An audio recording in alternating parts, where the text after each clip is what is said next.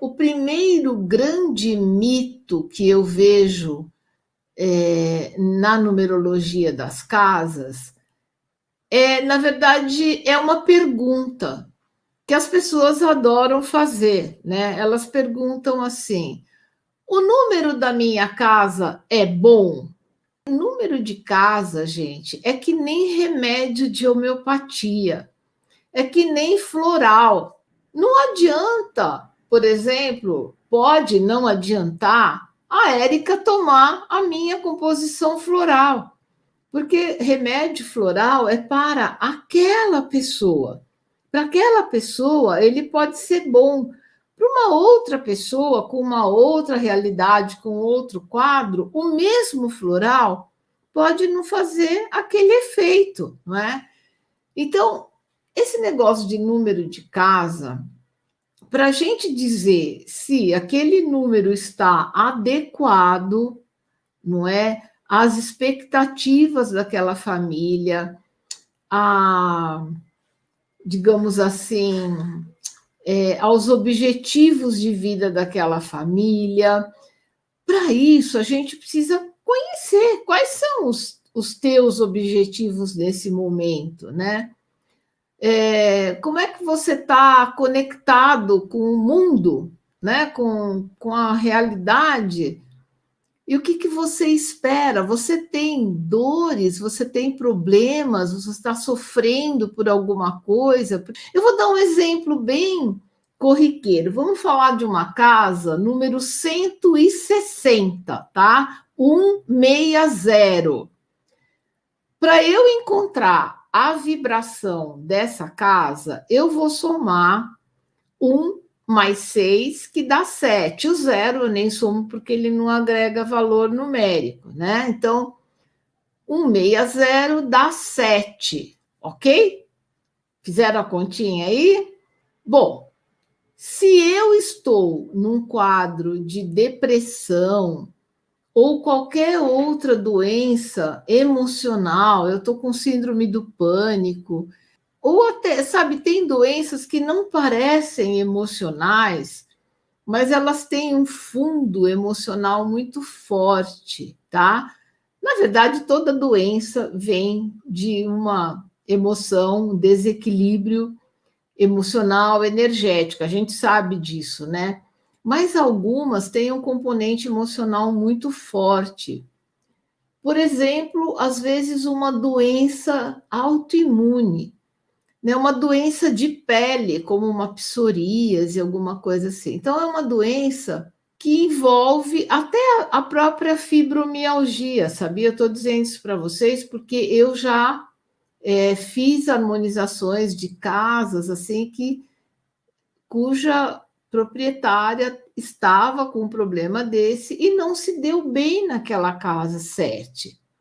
Por quê? Porque a casa 7 ela tem uma vibração que é muito elevada, ela é muito espiritual, ela tem uma sensibilidade diferente, ela é uma casa que assim que tem a própria frequência do 7, ela é uma casa que te leva a um estado de introspecção.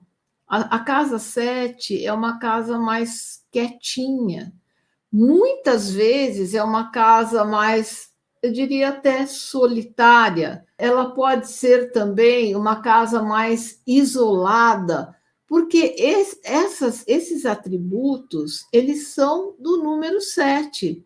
Então, se você tem uma pessoa que vai morar numa casa 7 e ela já não está bem emocionalmente, mentalmente, ela está dentro de algum quadro assim, não vai ser bom para ela.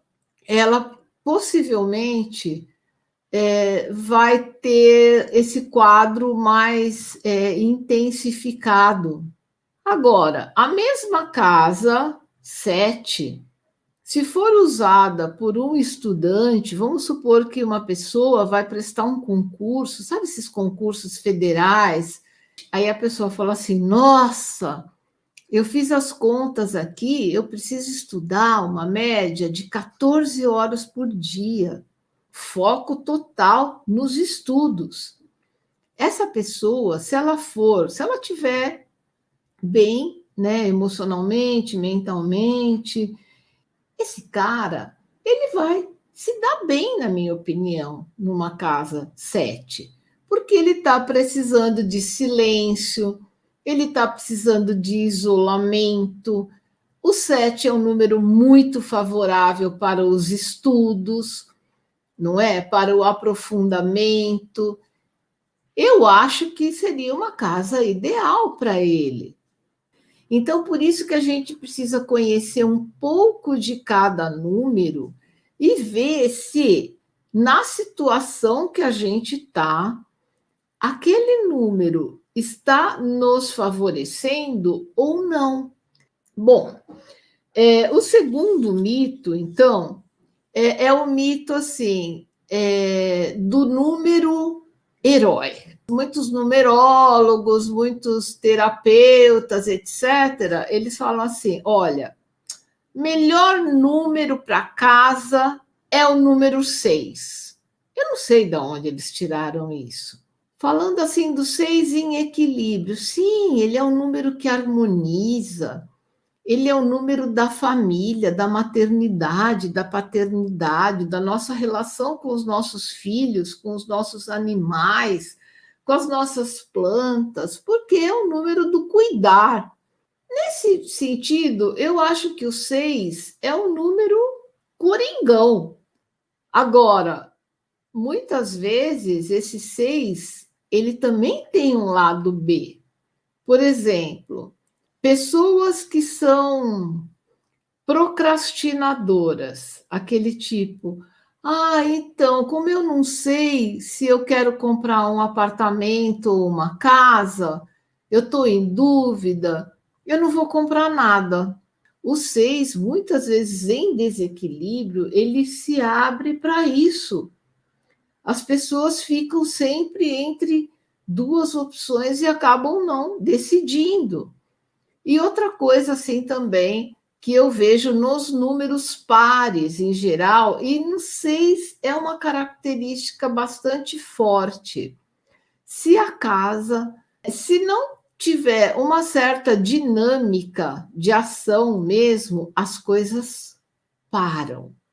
E param mesmo. Existe uma tendência assim para a galera querer ficar muito no sofá, sabe? Muito ali vendo uma série, uma Netflix, e, sabe? Vamos pedir uma pizza em casa. E as pessoas, elas perdem um pouco a capacidade de luta, de ir em busca das coisas. Isso falta um pouco no 6. Porque os números, gente, eles são que nem nós, eles são duais. Olha só, eu morei numa casa ainda com os meus pais, eu mudei para essa casa quando eu tinha 13 anos. É uma casa aqui em São Paulo, num bairro chamado Vila Romana, aqui na Zona Oeste de São Paulo. E foi muito interessante que, a partir do momento que a gente mudou para aquela casa nova, tá? Novinha, recém-construída, a nossa vida começou a mudar muito. Começaram a acontecer coisas assim muito estranhas, muito significativas, né? Coisas assim, tipo, meu pai teve um infarto com 41 anos, né? Bom, sem contar que tudo nessa casa quebrava. A conta de água era astronômica, vinha altíssima, tinha um vazamento, ninguém localizava, quebrava aqui. Olha, gente, era uma loucura, dava problema de telhado, era cada hora era uma coisa, né? Meu pai mesmo reclamava, ele falava: gente, não é possível, não tem um mês que a gente não precise chamar o encanador, um pedreiro, um eletricista, ou entope, ou vaza, não sei o quê. Depois que eu me tornei uma estudiosa dos números, eu percebi que essas casas cuja numeração vem de um número kármico, a coisa pega um pouco mais, sabe? O parafuso aperta mais, né? Olha aqui, a Fátima dizendo: moro numa casa 4, vivo em obras, ajeitando alguma coisa. Coloquei uma letrinha D para ter a vibração 8, porque preciso pagar essas obras. Pois é, faz muito sentido. Se eu soubesse o que eu sei hoje, talvez a gente tivesse contribuído para melhorar as coisas naquela casa. Como eu disse para vocês, a gente não pode colocar tudo nas costas do número da casa. O número pode contribuir muito, porque, gente, número é sempre uma anteninha captadora de ondas. Então, por exemplo, a Fátima aqui harmonizou colocando uma letrinha D, buscando uma vibração 8, porque a anteninha do 8 capta ondas de materialidade. Sim, ela ajuda na questão financeira, mas antes que vocês já saiam correndo para botar um 8 no número da casa, vamos pensar um pouco, que isso aí é um outro mito. Vamos para uma casa 8, que a casa 8 traz dinheiro. Não é uma mentira, não é que a casa traz dinheiro. Essa casa tem um número anteninha ali que vai te ajudar a se sintonizar com essa energia, vamos dizer assim, de prosperidade. Mas, gente, não é botar um 8 lá e ficar assistindo série na Netflix, esperando que toque a campainha com sabe? Ou então que alguém te manda uma mensagem assim: passa aí o seu Pix, por favor, que o universo está transferindo 20 milhões para sua conta agora. Não é assim. O que acontece é que você começa a ter mais oportunidades. Isso sim, uma vibração 8 pode te trazer situações favoráveis que lá para frente você vai ter uma colheita, porque o número 8 é isso. Então, ele te traz boas conexões, ele te liga nessa onda da materialidade, da abundância. Agora, você tem que fazer tua parte. Qual é o lado B do 8? O 8 é muito pé no chão. O 8 é um número extremamente racional. Ele pede planejamento, ele pede estratégias. Você trace um plano.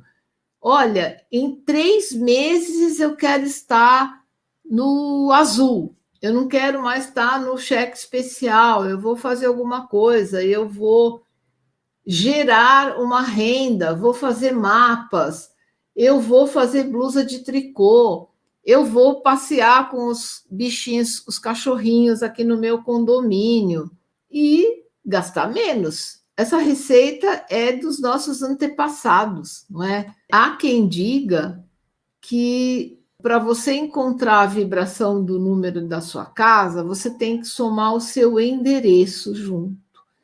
Isso não é verdade, gente. Dentro daquilo que se conhece, isso não procede.